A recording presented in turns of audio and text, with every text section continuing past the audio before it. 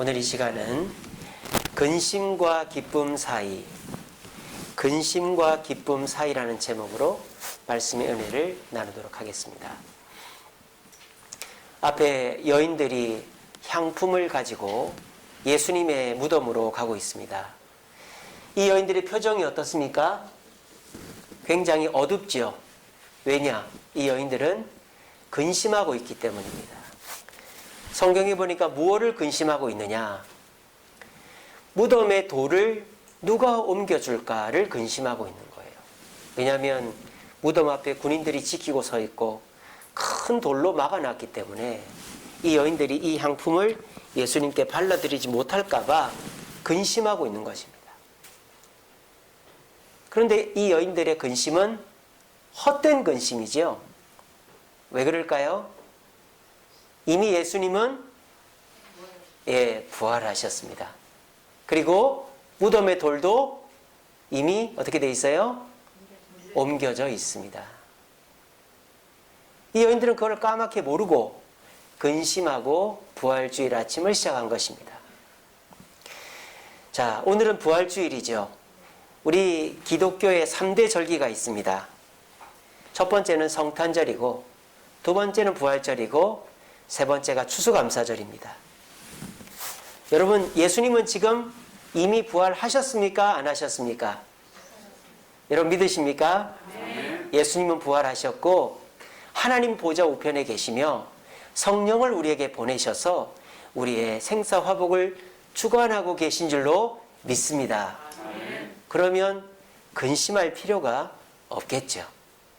자, 이 여인들도 예수님이 부활하셨는지 모르고 무덤에 돌이 막혀 있는 줄 알고 가다가 근심하고 있었는데 이 여인들이 다시 기뻐하게 되었습니다. 근심하던 여인들이 얼마 지나지 않아서 기뻐하게 되었다. 그러면 이 근심과 기쁨 사이에 어떤 사건이 있었다라는 것을 알 수 있죠. 어떤 사건이 있었느냐? 바로 이 여인들이 누구를 만났다? 예수님을 만났다라는 거예요. 우리 기독교인들의 근심은 예수님을 만날 때 기쁨으로 바뀌는 줄로 믿습니다. 네. 여러분, 세상 일은요, 만나야 해결이 돼요. 싸움이 생겼어요. 싸움을 해결하는 방법은 변호사가 해결해 주는 게 아니에요. 그거는 눌러놓는 거죠. 힘으로, 논리로.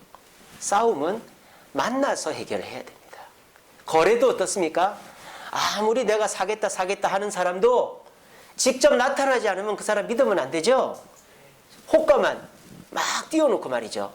내가 얼마에 살 수 있다 해놓고는 나타나지도 않고. 거래도 나타나서 만나야 깎고라도 성사가 되는 거죠.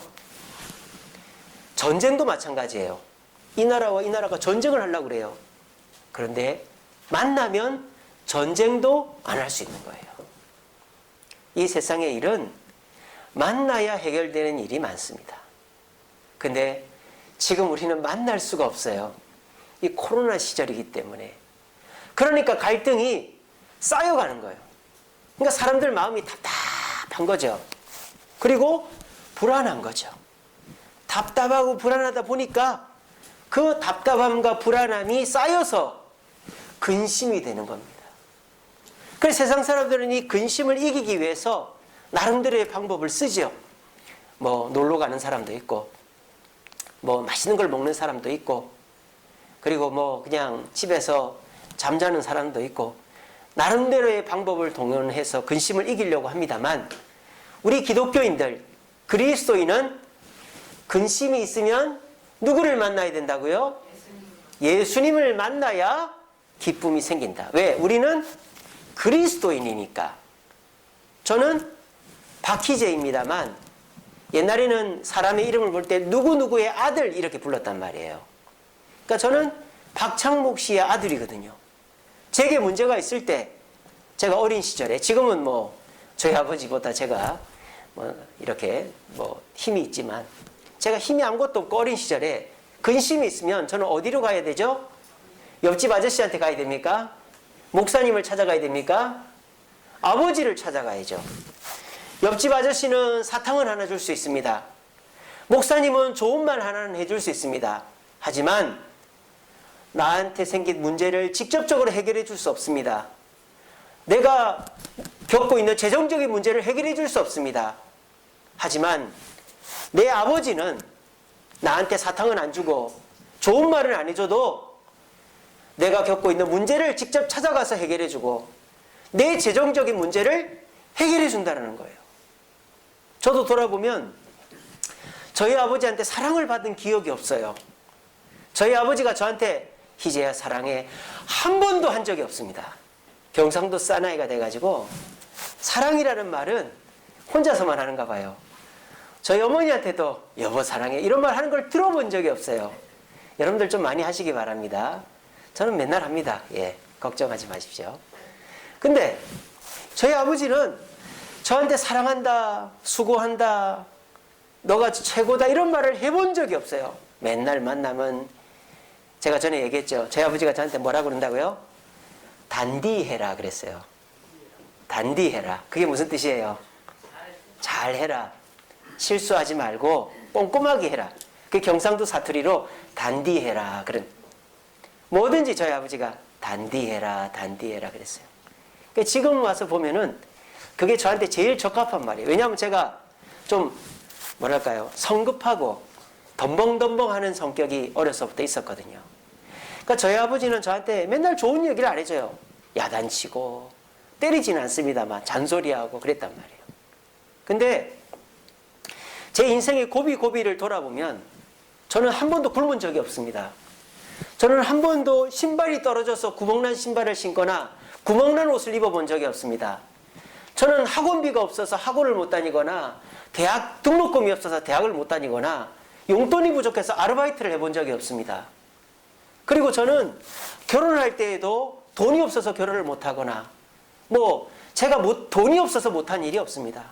유학을 갈 때에도 우리 주세움교회 개척할 때에도 우리 주세움교회 건축할 때에도 저는 돈이 없어 본 적이 없습니다.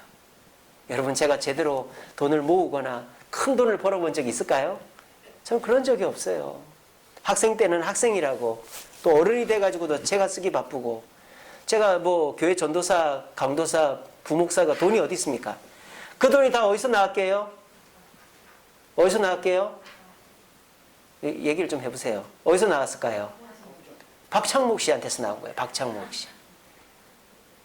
그러니까 지금 와서 돌아보면 아버지의 그 사랑이 있었기 때문에 내가 굶지 않고 학교 다니고 결혼하고 이 주세움교회 개척하고 건축할 때 부끄럽지 않게 내가 돈도 내고 할 수 있었다라는 거를 생각하게 된다는 거예요.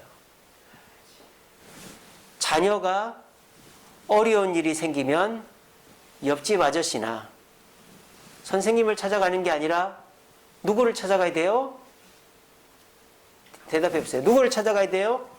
아버지를 찾아가듯이 우리 기독교인들이 사람을 만날 수 없고 문제가 생기고 그래서 근심이 쌓여갈 때 이 근심을 해결하는 것은 누구를 만나야 된다고요?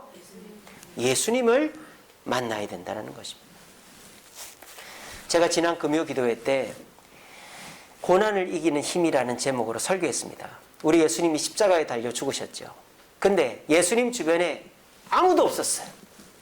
성경에 보니까 먼 발치에서 마리아나 요한도 먼 발치에서만 지켜봤지 예수님 앞에 예수님 근처에 있었던 사람은 제자들은 다 도망을 쳤어요. 왜 그랬다고요? 제자들이나 예수님을 따르던 사람들은 기적의 예수님은 예수님이라고 인정하지만 십자가에 달려있는 부끄러운 예수님은 내 예수님이 아니다라고 생각해서 떠나갔다라는 거예요. 그런데 우리 예수님은 십자가에서 좌절하고 절망하고 망한 것이 아니라 십자가 사역을 완수하셨습니다. 그 힘이 어디서 나왔다? 예수님이 누구를 만나고 있었을까요? 하나님과 교제하고 있었던 것입니다. 그 증거가 뭡니까? 아버지여 내 영혼을 아버지께 의탁합니다. 그리고 운명하셨습니다. 예수님은 사람으로부터 위로받지 않았어요. 예수님은 뭔가 상황이 좋아져서 편안해하지 않았어요. 십자가에서 돌아가시기 직전에 그 고통, 고난을 하나님이 나를 보고 계시고 하나님이 나를 책임지신다라는 그 믿음으로 이겨내셨던 것입니다. 그러니까 어제죠. 어제 저희 아이들이랑 패션 오브 크라이스트라는 영화를 봤습니다. 집에서. 2004년도에 개봉했더라고요. 우리 큰애가 2006년도에 태어났나? 그랬으니까 태어나기도 전에 나왔던 영화인데 우리 애들이 그걸 보고 울었어요. 운다라는 것 자체는 믿음이 있다는 것 같아요. 예수님 너무 고맙다 이런 마음도 있고. 근데 그 영화를 보면서 저는 어떤 마음이 들었느냐, 하나님의 음성이 자꾸 들리는 것 같았어요. 예수님께. 어떤 음성? 다 됐다. 다 됐다. 다 됐다. 저는 그런 생각이 들더라고요. 하나님이 계속 예수님의 귓전에다가 이제 다 끝났다. 이제 다 됐다. 조금만 참아라. 조금만 견뎌라. 여러분, 누가 운동을 할 때 또는 뭐 어려운 일을 할 때 아니면 아기를 낳을 때 옆에 있는 사람이 손 꼭 붙잡고 다 됐어. 조금만 참아. 조금만 참아. 그 말이 얼마나 힘이 됩니까? 저는 그 패션 오브 크라이스트를 보면서 사람들한테 침뱉음을 당하고 모욕을 당하고 맞고 끌려다니고 하면서 얼마나 비참해요. 근데 하나님께서 예수님의 귓전에다가 다 됐다. 다 됐다. 조금만 참아라. 예수님도 십자가를 하나님을 만났기 때문에 이겨낸 것입니다. 오늘 이 자리에 우리 성도님들 많이 나오셨습니다. 여러분들은 근심을 어떻게 이겨내려고 하고 계십니까? 세상 사람들처럼 일이 잘 돼야, 문제가 해결돼야 기뻐할 수 있다? 그러면 우리는 근심 속에서 벗어날 수가 없을 거예요. 그리고 우리 인생의 근심은 끝이 없습니다. 어떻게 해야 될까요? 근심 속에서도 기쁨을 찾는 법을 알아가야 되는 것이죠. 그 방법은 예수님을 만나는 것입니다. 오늘 이 자리에도 예배를 드리기 전에는 근심 가운데 나왔다가 예배가 끝나고 돌아갈 때에는 마음의 기쁨과 평안을 가지고 돌아가는 분도 계시고, 그렇지 않고 여기에서 예전의 근심 그대로 가지고 가는 분도 계실 겁니다. 오늘 말씀을 잘 들어보시고, 그렇구나, 이 여인들이 근심을 가지고 예수님의 무덤에 나왔지만 예수님을 제대로 만나서 그 근심을 이기고 기뻐해서 돌아갔듯이, 나도 이 부활의 아침에 부활절 예배를 주님께 바르게 드리고 주님을 만남으로 내 근심이 여전히 있지만 그 속에서도 기뻐할 수 있는 비결을 발견하고 기쁨으로 돌아가야 되겠다 다짐할 수 있는 저와 여러분 되시기를 간절히 바랍니다. 자, 그러면 이 여인들이 어떻게 해서 기쁨을 회복했을까요? 이 말씀이 생각이 난 거죠. 같이 읽어봅시다. 시작. 지금은 너희가 근심하나 내가 다시 너희를 보리니 너희 마음이 기쁠 것이요 너희 기쁨을 빼앗을 자가 없으리라. 자, 이게 요한복음 16장 22절에 나오는 말씀인데요. 예수님이 성만찬 하시고, 우리 오늘 성만찬 했잖아요. 성찬 하시고 하신 말씀이에요. 제자들한테. 너희가 근심할 거다. 근심할 거다. 하지만 너희 마음이 기뻐진다. 언제 기뻐진다? 나를 만날 때, 나를 볼 때 기뻐진다고 말씀을 했습니다. 그러니까 이 여인들은요, 지금 자기들의 근심을 이제 떨쳐버리려면 예수님을 만나야 되니까 예수님께 나오고 있는 거예요. 그래서 저와 여러분들이 현실적으로 어려움을 당하고 근심 가운데 있지만 그 근심을 극복하는 첫 번째 방법은 예수님을 만나러 나와야 된다는 거예요. 오늘처럼 말입니다. 여러분들이 교회를 나오셨듯이 예수님께 나와야만 1차적으로 근심을 이겨낼 수 있어요. 자, 그런데 여기서 중요한 게 뭔지 아세요? 이 여인들은 예수님이 부활하셨다는 것을 알고 나왔습니까? 모르고 나왔습니까? 모르고 나왔습니다. 이 여인들은 예수님이 3일 만에 부활한다는 걸 믿었습니까? 안 믿었습니까? 안 믿었습니다. 그런데도 이 여인들은 기쁨을 회복했습니다. 여러분, 제가 물어보겠습니다. 믿음이 중요할까요? 믿음이 먼저일까요? 나오는 게 먼저일까요? 나오는 게 먼저입니다. 오늘 이 자리에 계신 분들 중에서도 몸이 너무 피곤한데 또 엄마 아빠 성화 때문에 어쩔 수 없이 나온 분도 계실 거예요. 그런데요, 우리에게 있어서 중요한 것은 믿음보다도 나오는 게 중요해요. 믿음은 있는데 이 핑계 저 핑계 대면서 안 나오면 그 믿음은 죽은 믿음이고 나에게 아무런 변화나 역할을 할 수 없는 믿음이에요. 여러분, 요한복음 1장 46절, 빌립이 나다나엘을 전도하려고 그랬습니다. 친구 나다나엘을. 나다나엘, 내가 메시아를 만났다. 그분은 나사렛 예수다. 그랬더니 나다나엘이 뭐랍니까? 나사렛에서 무슨 선한 것이 메시아가 나겠냐? 그랬을 때 빌립이 말을 하지 않고 뭐랍니까? Come and see. Come. 와서 and see. 봐라. 초대를 한 거예요. 나다나엘은 예수님을 만나러 갈 때 믿음이 없었어요. 메시아라고 생각 안 했어요. 그냥 빌립 친구가 부탁을 하니까 어쩔 수 없이 간 건데 예수님을 만나자 메시아로 인정하고 주님의 제자가 된 것입니다. 우리에게 중요한 것은 나아가는 것입니다. 믿음은 나아가면 생기게 되어 있습니다. 멜 로빈슨이라는 사람이 5초의 법칙이라는 걸 만들어냈어요. 5초. 뭘 보고 만들었느냐? 로켓가 발사되는 걸 보고 만들었어요. 로켓 발사할 때 카운트다운 하잖아요. 5, 4, 3, 2, 1 하고 fire 하고 올라가잖아요. 그죠? 그걸 보면서 자기 자신을 비교해 본 거예요. 자기는 침대에 누워가지고 일어나야지 하면서도 안 일어나고 씻어야지 하면서도 안 씻고 이러는 거예요. 그러면서 그 멜 로빈슨이라는 사람이 뭐라는지 압니까? 아주 충격적인 말을 합니다. 우리의 뇌는 우리의 성공을 방해한다. 여러분, 이게 상식적으로 맞는 말입니까? 똑똑한 사람이 성공하잖아요. 머리를 잘 굴려야 성공하잖아요. 근데 오히려 요즘은요, 그 똑똑한 게, 그 머리 굴리는 게 그 사람을 실패하게 만들고 망하게 만든다는 거예요. 그게 뭐냐? 누워서 머리로만 생각하는 거예요. 아, 몇 시에 일어나서 뭐 해야 되는데, 조금만 더 자도 된다. 뭐 시간이 몇 분이 여유가 있다. 뭐 그런 식으로 머리로 생각하다 보면 아무것도 안 된다는 거예요. 그러면서 그 사람이 뭐라고 그러느냐?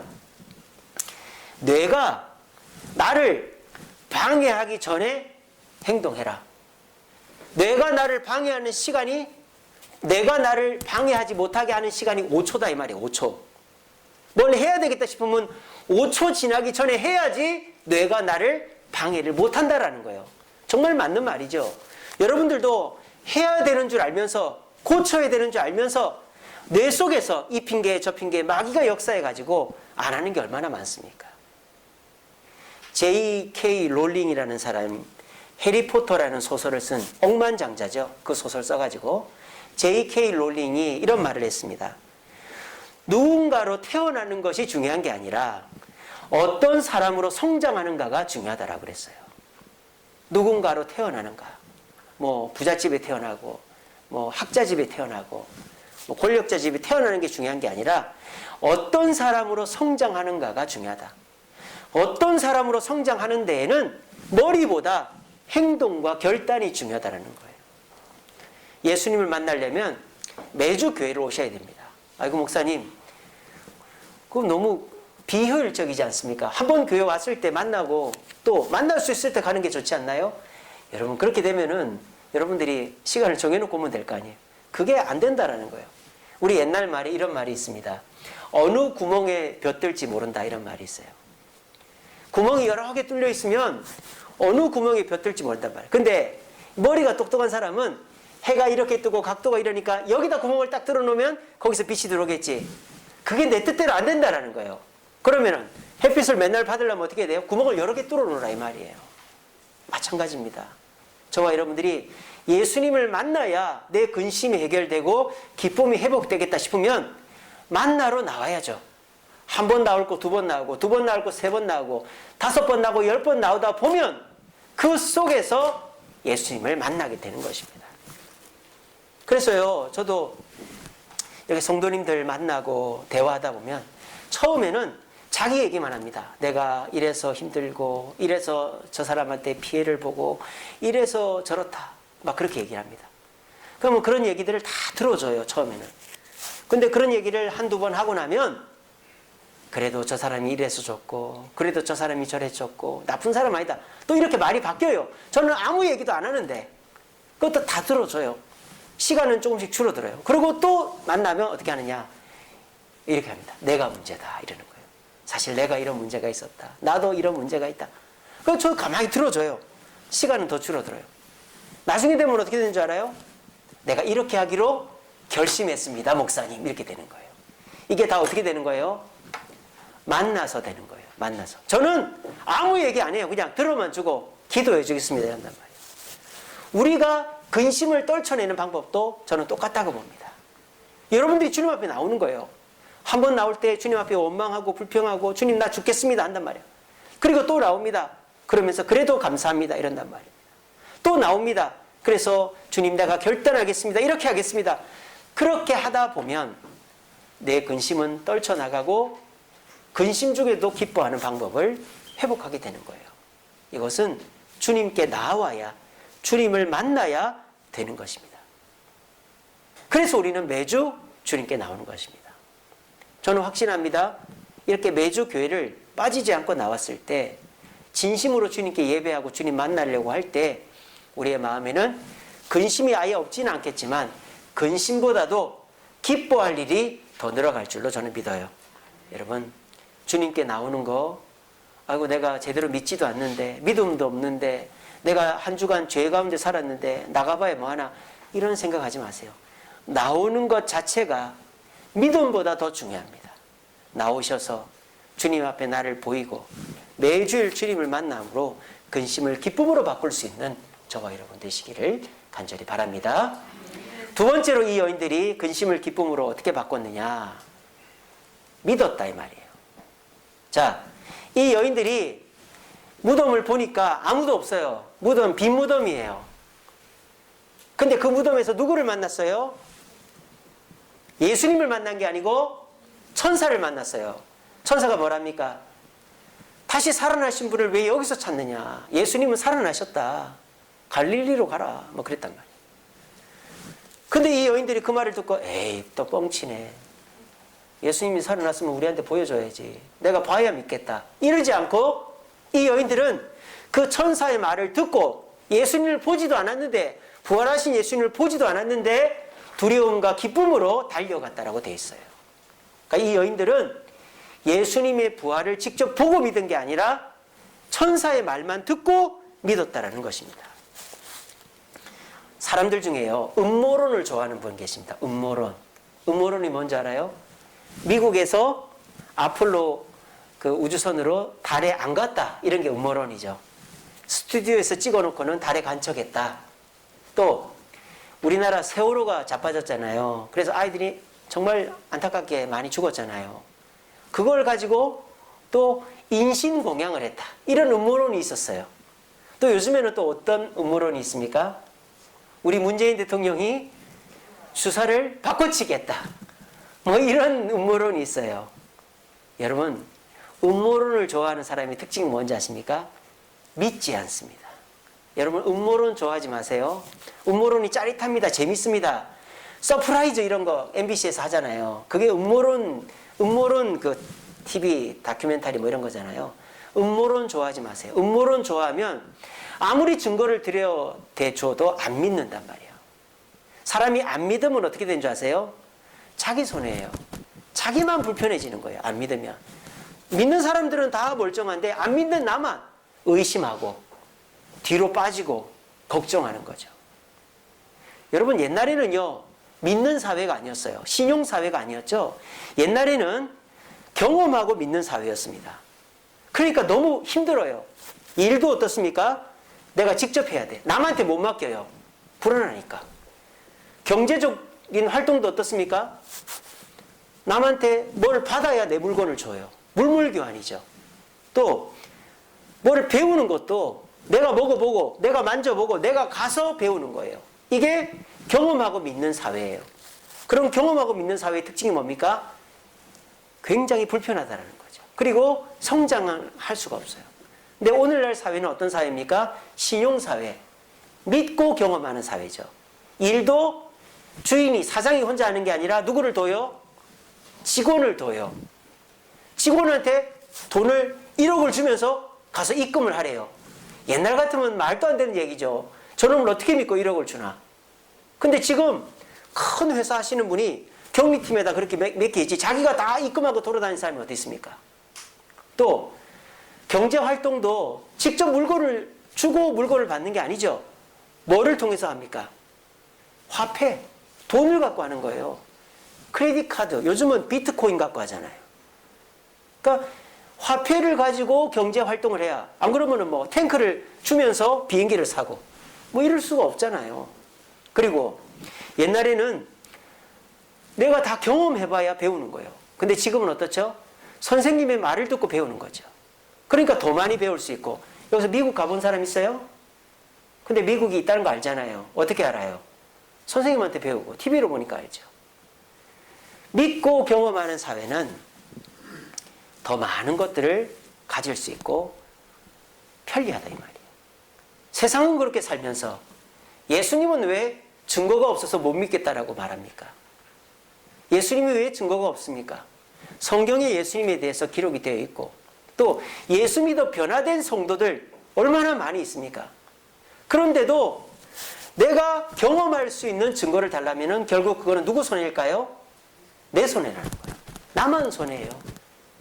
믿어서 만나서 기쁘고 즐거운 삶을 사는 성도가 있는가 하면 내가 납득할 만한 증거를 보여줘야 믿는다고 하는 성도는 교회를 나와도 믿음이 없고 믿음이 없으니 은혜를 못 받고 은혜를 못 받으니 모든 것이 불평불만인 것입니다.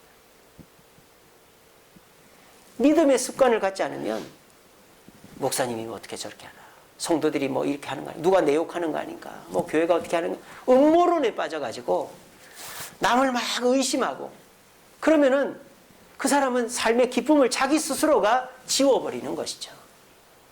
세상도 믿어야 편리하고 성과를 내듯이 신앙생활도 내가 예수님을 먼저 믿어야 예수님을 만나는 겁니다. 여러분 지금은 우리 예수님을 희미하게 밖에 못 봐요. 성경으로 보니까요. 다른 사람을 통해서 보니까요. 하지만 주님이 말씀하셨습니다. 그날이 되면 주님 곁에 가면 선명하게 볼 수 있다고 말했습니다. 지금은 어쩔 수가 없어요. 믿고 예수님을 볼 수밖에 없습니다. 근데 그거를 못 믿겠다고 하면은 못 믿는 그 사람만 손해인 것입니다. 여러분 주변에 보십시오. 예수 믿어 변화된 사람 있습니까 없습니까? 얼마나 많은지 몰라요. 저희 교회도 예수 믿고 변화된 사람 많아요. 삶의 기쁨이 있고 그렇다고 그 사람이 돈을 많이 벌고 몸이 낫고 그런 거 아닌데도 불구하고 교회 나와서 예수님 믿고 예수님을 의지하니까 기쁨이 생기고 그래서 힘이 생겨서 남을 잘 배려하고 이래서 변화된 사람 많아요. 뭐 때문입니까? 예수님이 보여줘서가 아니라 먼저 믿었기 때문이다. 오늘 잘 오신 분들도 예수님을 먼저 믿음으로 예수님이 주시는 기쁨 가운데서 이 세상 힘있게 견디며 살아가는 저와 여러분 되시기를 간절히 바랍니다. 마지막으로 이 여인들은 어떻게 근심을 기쁨으로 바꿨느냐. 전해야 됩니다. 이 여인들이 예수님을 만나고 어떻게 했습니까? 제자들에게로 달려갔어요. 우리가 예수님을 만났다고 안 믿어줍니다. 그래도 만나는 사람마다 예수를 만났다고 전했습니다. 자, 이러니까 어떻게 됐을까요? 자, 완전히 양극화되는 거예요. 완전히 이렇게. 그래서 예수님의 부활을 기뻐하는 사람이 있는가 하면 안 기뻐하는 사람이 있어요. 어떻게 된 거냐? 예수님이 부활하셨다는 것을 남한테 얘기하면 할수록 그 사람은 기뻐집니다. 근데 예수님이 부활하셨다는 걸 믿지도 않고 남한테 얘기를 안 하고 혼자 간직하고 있으면 그 사람은 그 부활의 기쁨이 없는 거예요. 이게 뭡니까? 사람은요, 전할 때 내게 확신이 생기고 전할 때 기쁨이 생기는 거예요. 여러분들이 만약에 무슨 기계를 샀다. 근데 이걸 엄청 비싸게 샀다. 그럼 어떻게 합니까? 남들한테 내가 뭘 샀는데 말이야. 이게 엄청 좋은 거야. 이게 뭐 이렇게도 되고 저렇게도 되고 자랑하다 보면 내가 이것에 대해서 더 애착이 생기는 거예요. 공부도 남을 가르쳐주면 공부를 잘합니다. 가르쳐주면서 공부하는 거예요. 여러분 그거 잘 모르시죠? 여러분 대학 교수들이 어떻게 연구하는 줄 아세요? 대학원생들 가르치면서 연구하는 거예요. 사실은 그 대학 교수들이요, 연구할 때 자기가 연구하는 거 아닙니다. 그 대학원생들이랑 공부하면서 대학원생들 다 시키는 거예요. 그래서 그 자료들을 모아가지고 논문을 내고 자기가 영광을 받는 거예요. 그래서 교수들도 자기가 다 뭐 해서 똑똑해지는 거 아닙니다. 가르치면서 결과가 나오는 거죠. 이처럼 내가 알고 있는 것은 요만해요. 근데 내가 알고 있는 요만한 거를 남한테 얘기하면 이렇게 커지는 거죠. 이 여인들도 그랬다 이 말입니다. 자기들이 만난 예수님이 진짜 예수님일까? 막 의심이 됐을 수도 있을 거예요. 근데 확신 있게 제자들에게 얘기하면서 기쁨이 마음속에 커지게 된 것입니다. 오늘은 부활주일입니다. 우리가 이제 코로나만 아니면 계란 들고 나가서 계란도 나눠주고 전도도 하고 했을 텐데 우리가 그런 걸 못합니다만은 예수님이 부활하셨고 예수님이 우리의 구주로 이 땅에 다시 오실 것이다. 이렇게 복음을 전하는 자는 더 확실해지고 주님 앞에 헌신하는 자는 그 믿음이 더 굳건해질 것입니다.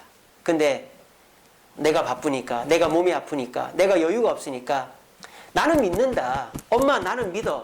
아빠 나는 믿어. 그러니까 내가 지금 여유가 없으니까 내가 나중에 교회 나갈게. 나는 믿는다니까 그 사람은 그 믿음이 점점 쪼그라드는 거예요. 믿는 사람은 그 믿음대로 행동해야, 그 믿음을 남한테 표현해야 그 믿음이 커지는 거예요. 억지로라도 말입니다. 그러므로 오늘 이 부활하신 예수님, 여러분들이 억지로라도 뭐 가족들한테, 이웃 주변 사람들한테 어제 부활주일이었다. 교회 가서 이런 말씀을 들었다. 우리 예수님 부활했다. 다시 오실 것이다. 그런 말씀을 나누시면 내 속에 더 예수님의 부활이 확신해지고 그것을 통해서 나도 기쁨이 회복될 거예요. 여러분, 예수님은 내 속에만 간직하라고 우리에게 오신 분이 아닙니다. 예수님은 전파되라고 오신 분입니다. 그래서 지금까지 12제자를 비롯해서 많은 사람들이 전도해서 25억의 인구가 예수님을 알고 있습니다. 그런데 지금 그 전파의 속도가 느려지고 있어요. 왜? 지금 사람들은 그걸 속으로만 간직하고 있으니까. 그렇게 해서는 안 됩니다. 여러분들이 가지고 있는 기쁨은 남한테 얘기해야 더 커지는 거예요. 우리 모두 예수 부활의 기쁨, 또 예수님이 살아계시고 우리와 함께 하신다는 걸 나눔으로 우리에게 진정한 기쁨과 만족이 더 커질 수 있는 저와 여러분 되시기를 간절히 바랍니다. 말씀을 맺겠습니다. 우리 같이 읽어봅시다. 시작. 나의 계명을 지키는 자라야 나를 사랑하는 자니 나도 그를 사랑하여 그에게 나를 나타내리라. 어렸을 때에는 부모님의 말이 듣기 싫습니다. 또 부모님이 뭐라고 하면 아빠는 잘하지, 엄마는 잘하지, 그렇게 합니다. 그리고 부모님이 뭐라고 하면 내 생각도 있는데, 내 생각이 맞는데, 그렇게 얘기를 합니다. 그건 누구나 마찬가지예요. 근데요, 그 생각이 고쳐질 때가 언제일까요? 내가 부모가 돼보면 고쳐져요. 내가 돈을 벌어보고, 내가 자식을 키워보고, 내가 세상에서 온갖 욕을 먹고 핍박을 당하면서라도 처자식 먹여 살리려고 밖에서 굽신굽신하면서 다녀보면 아, 우리 아빠가 왜 나한테 저렇게 했구나, 우리 엄마가 왜 나한테 저렇게 했구나 알게 되는 거예요. 근데 그때 가서 알면 늦는다는 거예요. 내가 이미 고생할 거 다 하고 부모님은 내 곁에 안 계신다는 거예요. 그럼 어떻게 해야 될까요? 그 전에 알아야 되는 거죠. 그 전에 알려면 어떻게 해야 됩니까? 부모님의 말씀을 지켜보면 아는 거예요. 부모님이 하라는 대로 해보면 아는 거예요.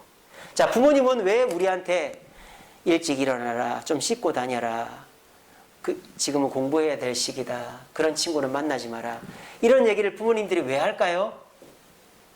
부모님들이 그렇게 해서 어렸을 때나 과거에 문제가 있었기 때문에 내 자식은 그렇게 되지 않기를 바라는 마음이 사는 거예요. 다 부모님들이 그냥 하는 말이 아니라 내가 그런 어려움을 겪어봤기 때문에 내 자식은 그렇게 안 되게 하기 위해서 하는 거 아니에요? 근데 자식들은 그 말이 듣기 싫은 거예요. 내 마음대로 하고 싶은 거예요. 그런데 나중에 부모님처럼 나이가 들고 되면 후회하는 거죠. 후회 안 하려면 부모님이 그 얘기를 해줄 때에 그 얘기를 귀담아 듣고 실천하면 됩니다. 그걸 실천하다 보면 아하, 우리 엄마 아빠가 이렇게 하라고 한 이유가 있었구나 깨닫게 되는 거예요. 부모 자식 지간도 똑같지만 하나님과 우리도 똑같아요. 매주일 교회 나와라, 술 담배 하지 마라, 뭐 사랑해라, 봉사해라, 헌금해라, 전도해라 얼마나 듣기 싫습니까? 내가 바쁘면 못 나올 수도 있지. 내가 먹고 싶은 것도 못 먹나? 내가 돈도 없어 죽겠는데 무슨 헌금을 하란 말이야. 나도 힘들어 죽겠는데 무슨 봉사야. 우리 속으로 그런 불평 불만들이 막 올라옵니다. 근데요, 우리 예수님께서 그렇게 계명을 주시는 데에는 예수님이 잘 되려고 하는 게 아니라 우리가 잘 되라고 하는 거다 이 말이에요. 우리가 예배를 나와야 예수를 만나고 기쁨을 얻고, 우리가 할 것 안 할 것 구분해야 우리가 바른 신앙을 가져서 기쁨을 얻고 주님의 축복을 받고, 우리가 주님 안에서 봉사하고 이렇게 전하는 것처럼 활동을 해야 우리 속에 기쁨이 늘어가는 거예요. 그렇게 주님의 계명을 지키면, 아하, 주님이 그래서 교회 나오라 했고 할 것 하지 말 것 구분해 주셨고 그걸 믿어야 되고 주님이 위해서 봉사하고 헌신해야 되는 거였구나 알게 된단 말이야. 그러면 주님이 어떻게 하신다? 그 사람에게 어떻게 하신다? 사랑하고 나타내 주신다 이 말입니다. 그러니까 우리들이 주님의 말씀을 귀찮게 여기지 말고 내 생각과 다르다고 무시하지 말고 귀담아 듣고 한 가지라도 실천해 보려고 하는 거예요. 우리 주님은 큰 거 바라지 않아요. 노력하는 거. 하나라도 고치는 그거를 기뻐하십니다. 오늘 이 부활주일입니다. 여러분들이 근심 속에 살아가고 있습니다. 여러분들에게 주님은 기쁨을 주기를 원하십니다. 여러분 주님 안에서 기쁨을 얻기를 원하십니까? 그렇다면 오늘 이 여인들처럼 하시기 바랍니다. 매주일 주님께 나오십시오. 그리고 주님의 말씀을 듣고 그 말씀이 현실로 돼서 믿는 게 아니라 그냥 믿으십시오. 그리고 그 말씀대로 살면서 사람들에게 전파해 주십시오. 그러면 주님의 계명을 지킬 때 주님은 여러분들에게 나타내 주시고 여러분을 사랑하셔서 여러분의 기쁨이 회복되게 되어 있습니다. 그래서 오늘 이 부활주일이 그저 52주 중에 한 주가 아니라 근심에 쌓인 고난 가운데 있는 내가 예수님을 만남으로 예수님 안에서 변화되어 기쁨을 회복하는 날이 될 수 있기를 간절히 바랍니다. 기도하겠습니다.